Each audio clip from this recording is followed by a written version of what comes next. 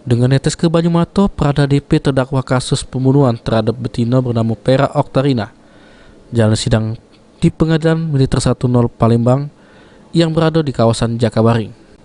Di persidangan, pihak auditor militer ngadirkan nomiko saksi diantaranya emek terdakwa sama emek korban. Selain itu juga sejumlah barang bukti dari aksi kejam terdakwa berupa motor sama gergaji diselit ke juru persidangan. Di tengah proses persidangan, terdakwa Prada DP ngaju ke proses permohonan maaf sama keluarga korban yang diungkapkan oleh Majelis Hakim Pengadilan Militer 104 Palembang. Kembalikan kepada para dua saksi ya, saksi 3 dan 4, apakah akan menerima pernyataan ingin menyatakan permintaan maaf pada keluarga. Atas ungkapan tersebut, emek korban mengungkap kalau dia belum pacak nerima maaf dari keluarga terdakwa karena anaknya sudah mati secara tidak wajar.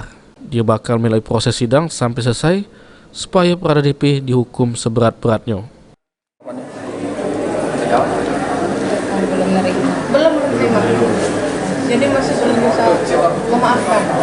Artinya tetap melanjutkan proses hukum ya, Bu ya? Iya. Bu, rencananya Selasa akan datang lagi dah, Bu? Iya. Akan terus ikut sampai putusan. Iya. Harapannya apa, Bu? Hukum yang segera-gerasnya besok.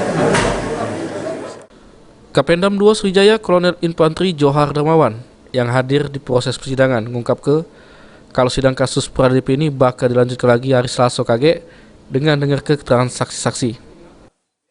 Berupaya akan menghadirkan saksi nanti yang belum datang, ya.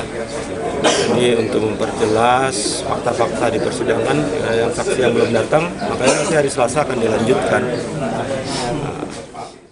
Habis jalan persidangan di Pengadilan Militer 104 Palembang, Prada DP pun digawak lagi ke mobil tahanan guna selanjutnya jalani hukuman di kurungannya.